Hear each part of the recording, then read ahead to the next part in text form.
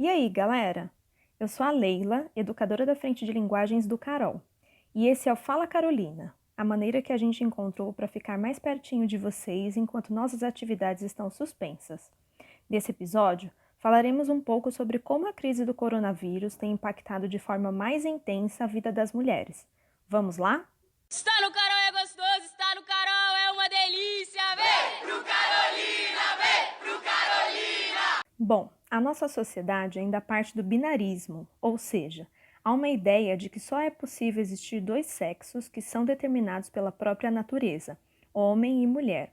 Acontece que esse conceito de gênero é socialmente formado por um conjunto de crenças que especificam o que é característico de cada sexo, como direitos, espaços, atividades e condutas.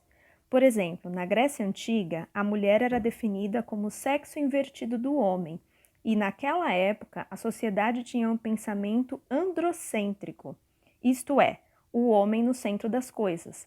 Só depois que a ciência foi descobrir mais coisas sobre a mulher. Conforme a sociedade muda, também muda a maneira como entendemos que cada sexo deve se comportar. Com a burguesia e a chegada do que hoje entendemos como capitalismo, a mulher precisa passar, cozinhar, educar os filhos e ainda se moldar a um padrão estético para ser uma boa esposa. Sabe aquela história de que menino veste azul e tem que brincar de carrinho, enquanto meninas vestem rosa e devem ser belas, recatadas e do lar? Então, isso é chamado de papel de gênero. Quando a pessoa nasce e o médico informa é uma menina, daquele momento em diante ela vai carregar uma série de obrigações e a sociedade vai cobrar que ela haja de uma maneira determinada durante toda a vida. E tudo isso só por ser mulher.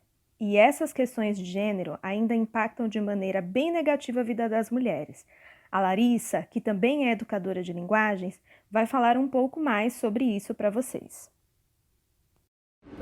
Deixa comigo, Leila. De acordo com uma pesquisa do IBGE de 2018, as mulheres correspondem a 51,7% da população brasileira. E mesmo assim, quantas mulheres você vê no cenário político, por exemplo? Pois é, e a desigualdade é só um dos problemas provocados pelo machismo, que é uma questão estrutural na nossa sociedade, de onde partem os papéis de gênero. Por causa do machismo, determinados lugares são impostos para as mulheres, como o lugar de mãe ou de dona de casa.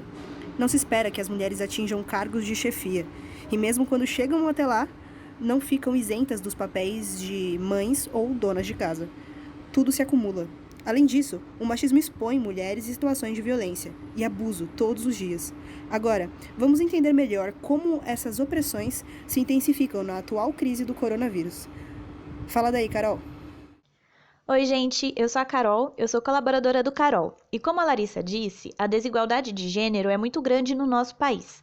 Pesquisas recentes mostram que essa desigualdade é um grande fator de risco para as mulheres nessa atual pandemia, além de evidenciar ainda mais a opressão sofrida por mulheres na nossa sociedade. Um exemplo do aprofundamento dessas opressões é o aumento de tarefas e trabalhos domésticos ao longo do confinamento. Tarefas essas que já eram geralmente incumbidas às mulheres e que se intensificam conforme o número de pessoas confinadas na residência. Para as mulheres que precisam trabalhar home office, o trabalho triplica, sendo uma parte o assalariado e o outro de manutenção da vida, que é cuidar dos filhos, da casa, das roupas, da comida, que não é nem assalariado e nem respeitado. Vamos ouvir o depoimento da Camila agora. Ela é mãe de 2 filhos e vai falar um pouco sobre como a rotina dela mudou com a quarentena. Como que a quarentena afetou a minha rotina? Sou Camila, tenho 39 anos, casada, 2 filhos. Bom, a quarentena, ela afetou a minha rotina completamente, pois, além de tudo que eu já fazia, hoje eu tenho mais tarefas dentro de casa, né? Com todos dentro de casa, somos 4, marido e um casal de filhos. Essa quarentena, ela me afetou da seguinte forma: as crianças com aulas online, eu precisando assistir junto com elas, porque principalmente com a minha pequena de 8 anos, porque ela precisa ser auxiliada por um adulto. E aí temos que assistir essas aulas, temos que fazer as atividades enviadas pela escola, temos que tirar foto de todo esse processo, temos que encaminhar para os professores diariamente. Com o meu filho mais velho, eu tenho também a obrigação de estar acompanhando, de estar verificando se está fazendo. E fora toda a rotina de dentro de casa, que é cansativo. Café da manhã, almoço, lanches, jantar, a casa que com todo mundo suja e toda hora tem que estar limpando. Então, com todos dentro de casa, a quarentena é um pouco estressante, porque me trouxe mais tarefas, além das que eu já tinha, e também tem toda a administração dos conflitos, porque não é fácil estar todos juntos 24 horas no mesmo ambiente. Querendo ou não, somos pessoas diferentes, com pensamentos diferentes, objetivos que nem sempre são os mesmos, opiniões, e os conflitos aparecem, né? E é muito complicado a dona de casa ter que conseguir conciliar tudo isso. Eu estou tomando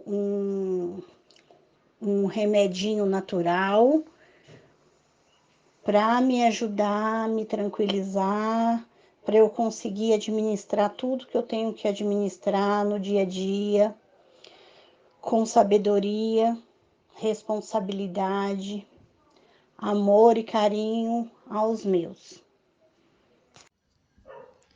Além de tudo isso, com a quarentena, os casos de violência também aumentaram. A Bruna, nossa educadora de linguagens, vai falar um pouco disso agora. Oi, gente. Eu sou a Bruna, educadora da Frente de Linguagens, e vou falar sobre os casos de violência que também aumentaram com o isolamento. Um dado preocupante da ONU Mulheres é sobre o aumento de casos e denúncias de violência doméstica durante o confinamento. Em todo o mundo, durante o isolamento, o risco para mulheres desse tipo de abuso é maior, porque com o confinamento elas ficam distantes dos ciclos sociais e confinadas com seu agressor. É importante lembrar que no Brasil, a taxa de feminicídio e de violência doméstica são superiores à média mundial.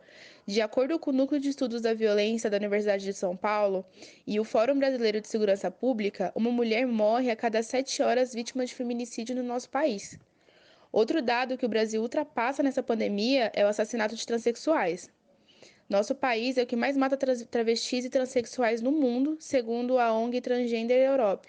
E desde o início da pandemia, se comparado com o número de assassinatos no mesmo período do ano passado, houve um aumento de 90% no número de casos. As mulheres não só ficam mais vulneráveis à opressão e violência de gênero, como também ficam mais vulneráveis a serem infectadas pelo coronavírus. Embora os homens representem uma média de 60% a 80% do número de casos fatais, são as mulheres que são mais expostas ao risco de contaminação. De acordo com os dados reunidos da ONU Mulheres, 70% dos trabalhadores da área de saúde em todo o mundo são mulheres. No Brasil, 85% dos enfermeiros, aqueles que são mais expostos ao contato com o vírus, são mulheres. Esses dados demonstram que as mulheres também são maioria na linha de frente nessa guerra contra a pandemia.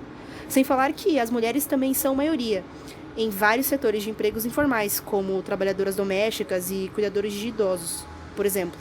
Vamos ouvir agora a Dona Miriam. Ela é mãe, dona de casa e trabalha na área da saúde. Oi, eu sou a Miriam, técnica de enfermagem, e atualmente trabalho como cuidadora de idosos dentro de um hospital.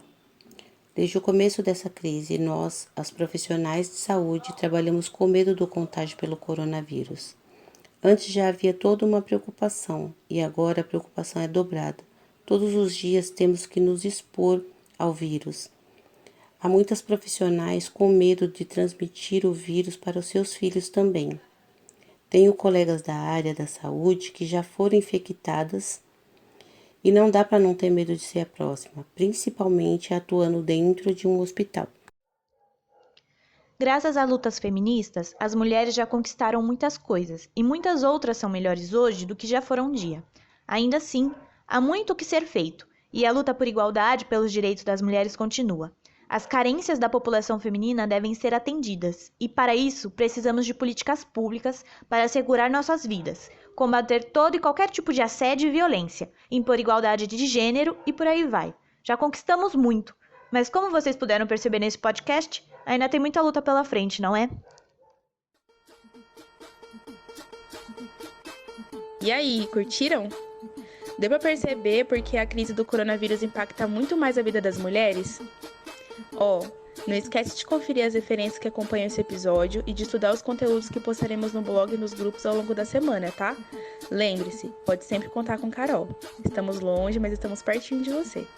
Sigam nossas páginas no Instagram e Facebook para ficar por dentro das novidades e até a próxima!